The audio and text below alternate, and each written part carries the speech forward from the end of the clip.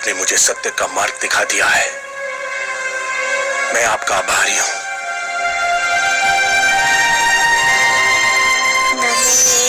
भगवते वासुदेवाय। नमो भगवते वासुदेवाय। ओम नमो भगवते वासुदेवाय। ओम नमो भगवते वासुदेवाय। ओम नमो भगवते वासुदेवाय।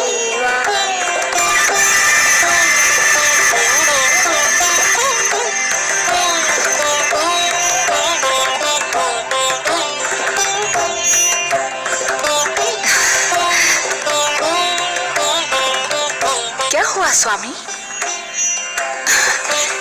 हे कमल नयन, जब त्रिलोक में उजाला फैलता है, जब धरती पर बसंत झूमता है, जब कमल खिलते हैं, जब पुष्प अपनी सुगंध फैलाते हैं, मैं समझ जाती हूँ कि आप मुस्काए हैं।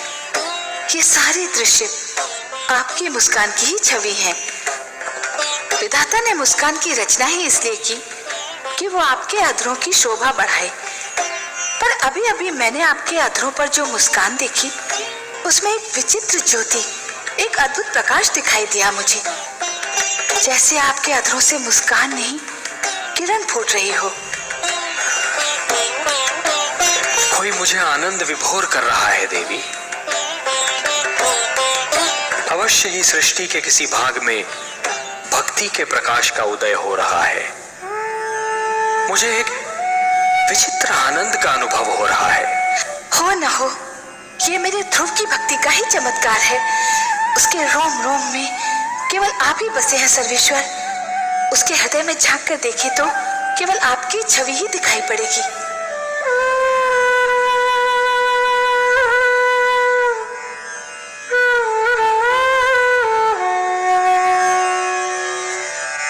ओम नमो भगवते वासुदेवाय।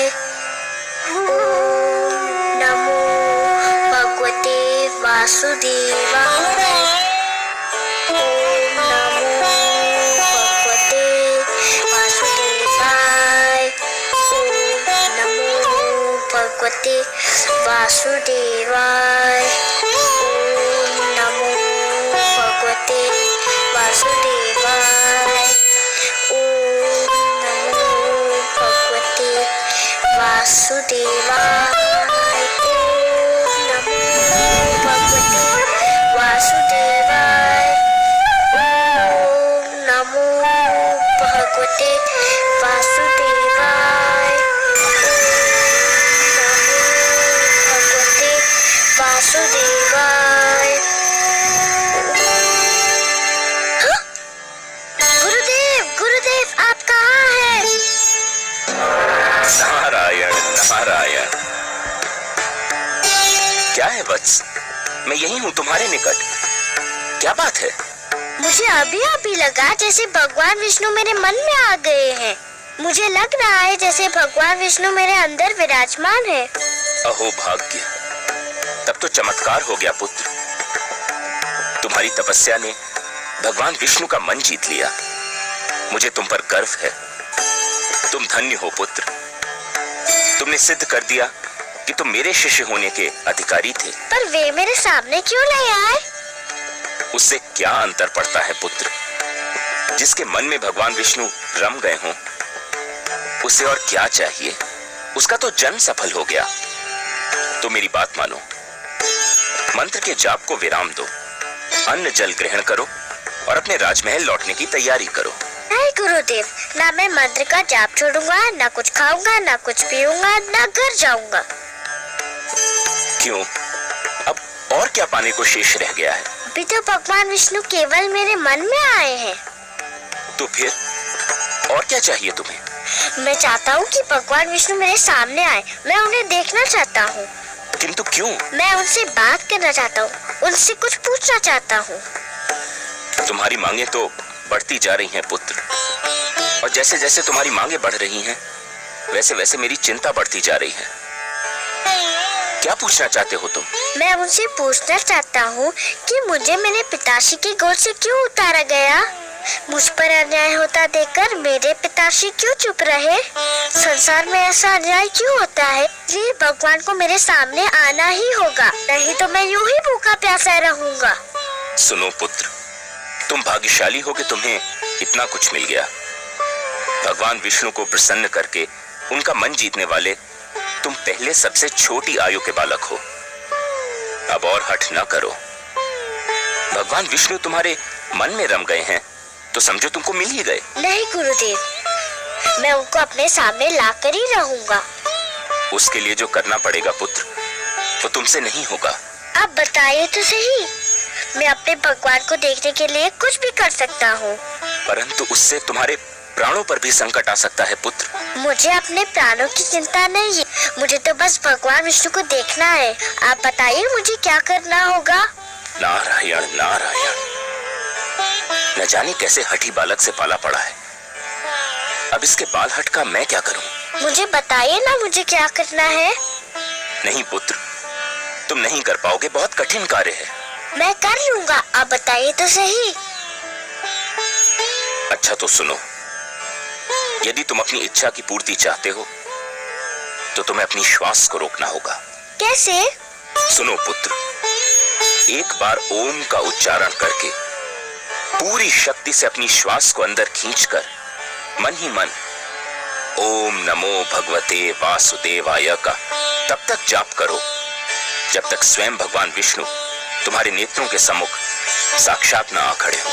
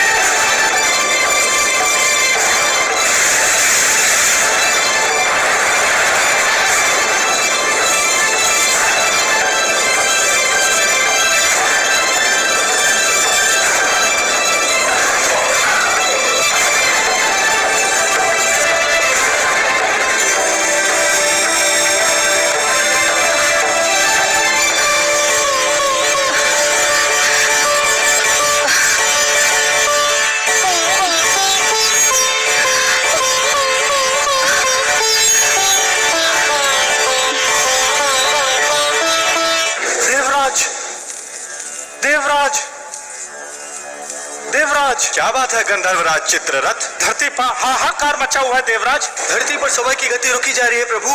बालक ध्रुव यदि यूं ही श्वास रोके रहा तो प्रलय आ जाएगी देवराज। कुछ कीजिए देवराज, नहीं तो अनर्थ हो जाएगा। नहीं, इसका कुप्रभाव रोकना मेरे वश की बात नहीं है देवगण। हमें ब्रह्मा जी के पास चलना चाहिए, अब वही इसका कोई उपाय बता सकते हैं।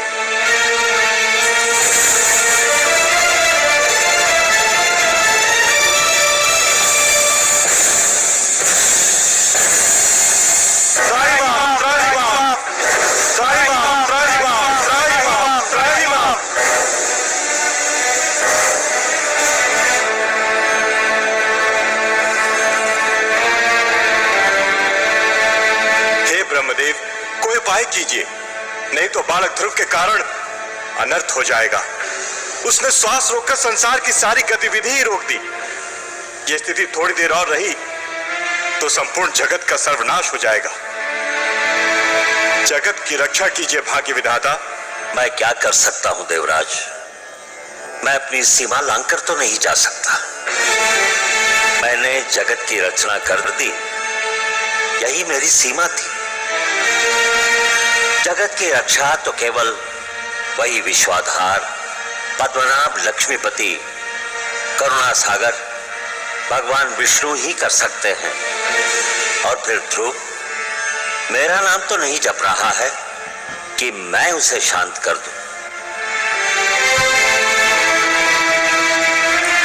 वो तो भगवान विष्णु के मंत्र का जाप कर रहा है। इस समस्या का संबंध उन्हीं से है और समाधान भी केवल वही कर सकते हैं। हमें मिलकर उनकी सेवा में चलना होगा। संसार को इस संकट से वही उबार सकते हैं।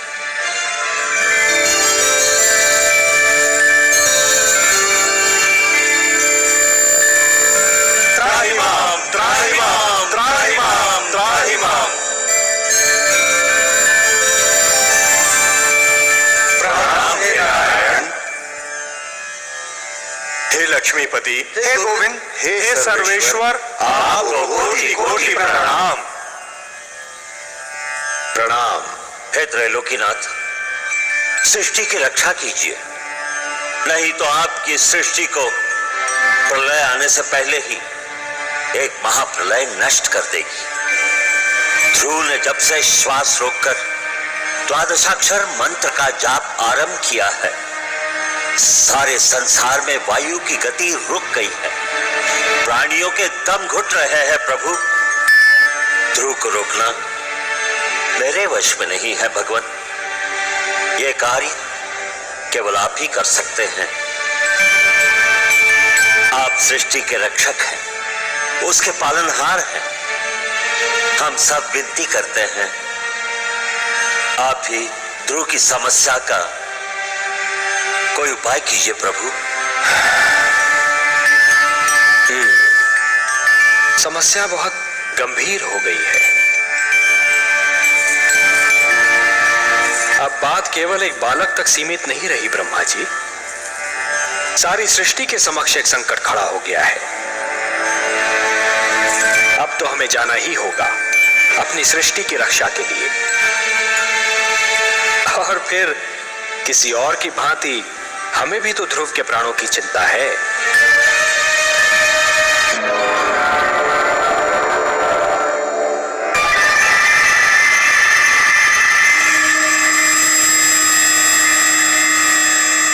वासुदेव, वासुदेव, आप कहाँ चले गए वासुदेव?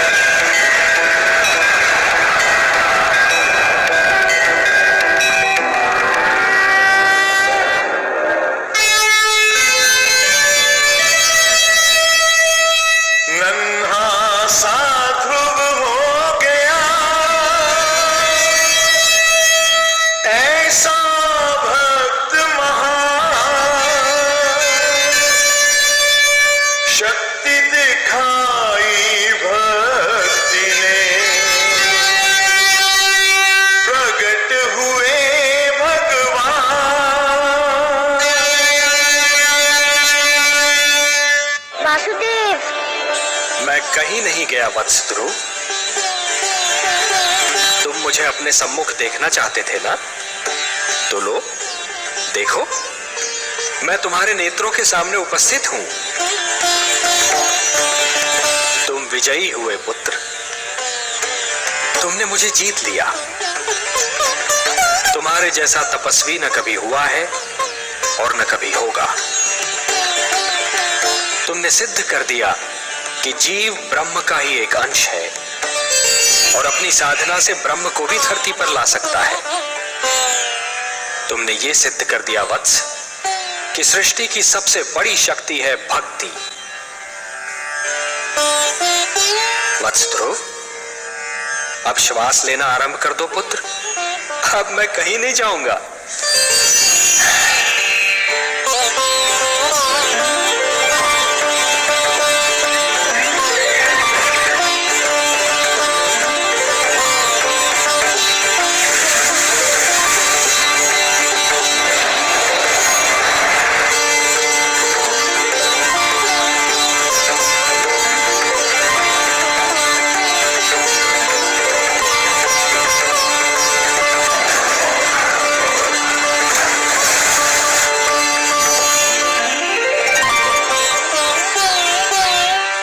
मुझसे मिलना चाहते थे, मैंने तुम्हारी इच्छा पूर्ण कर दी। अब अपने माता पिता के पास लौट जाओ। नहीं भगवान नहीं, अभी मैं नहीं जाऊंगा। क्यों वत्स? भी तो मुझे आपसे बहुत सी बातें करनी है, बहुत से प्रश्न पूछने हैं। प्रश्न? मुझसे? भला ऐसे कौन से प्रश्न हैं तुम्हारे मन में? मुझे बताइए प्रभु कि मेरी छोटी माता मुझे अपना पुत्र क्यों नहीं मानती? उन्होंने मेरी माताश्री को दासी क्यों कहा? उन्होंने मुझे मेरे पिताश्री की गोद से क्यों उतारा? मेरे पिताश्री ने छोटी माता को रोका क्यों नहीं? बताइए भगवान। अरे अरे अरे अरे अरे, इतने सारे प्रश्न एक साथ? अच्छा ये बताओ कि सबसे पहले तुम किस प्रश्न का उत्तर चाहते हो? मुझे मेरे पिताश्री की गोद से क्यों उतारा गया? अच्छा, तो इस प्रश्न ने तुम्हें सबसे अधिक व्याकुल किया है? हाँ भगवान। मेरे निकट आओ।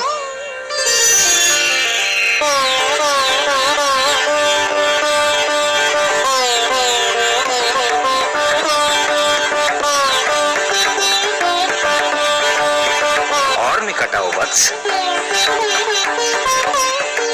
आओ वत्स।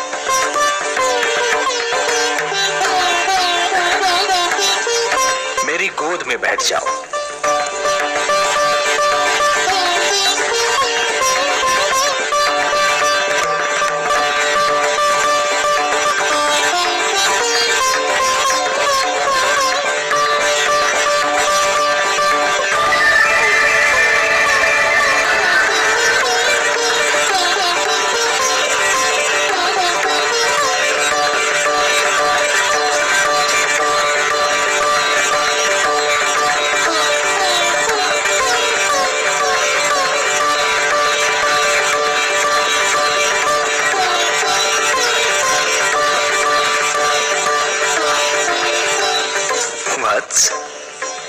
अब और प्रश्न पूछने हैं मुझसे?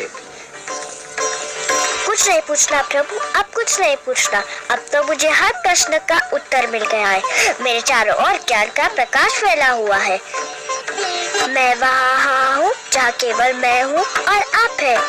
अच्छा वासुदेव। ओम पूर्णमदः पूर्णमिदं पूर्णात् पूर्णमुदच्यते पूर्णस्य पूर्णमादाय पूर्णमेवावशिष्यते।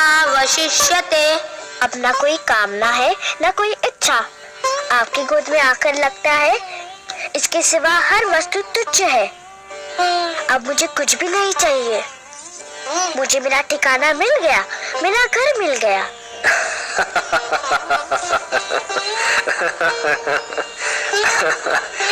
नहीं वत्स, मेरी गोद तुम्हारा ठिकाना नहीं, तुम्हारा घर नहीं। तुम्हारा घर तो वो कर्म भूमि है जिसका नाम है जीवन, संसार। भक्ति से तुमने मेरा मन जीत लिया, अब कर्म के माध्यम से तुम्हें परिवार का मन जीतना है। अपने परिवार की सेवा करके एक पुत्र धर्म को निभाना है। अपनी प्रजा को न्याय पर आधारित शासन देना है तुम्हें, कि फिर किसी बालक को अपने पिता की गोद से उतारा न जाए, मेरी खोज में यूं भटकना न पड़े। वत्स, जब तुम ये समस्त धर्म निभा लोगे ना, तो तुम्हें वो स्थान प्राप्त होगा जो संसार के रहते तुम्हारा नाम जीवित रखेगा। मैं तुम्हें वरदान देता हूं वत्स, कि मानव धर्म का निष्ठा पूर्वक पालन करने के उपरांत तुम्हें नक्षत्र लोक में वो स्थान प्राप्त होगा जो तुम्हारे ही नाम से जाना जाएगा। इस धरती के वासी उसे ध्रुव लोक कहकर पुकारेंगे, जहां तुम सदा जगमगाते रहोगे। यही तुम्हारे कर्म का फल होगा वत्स। वासुदेव, मुझे बताइए कि कर्म क्या है?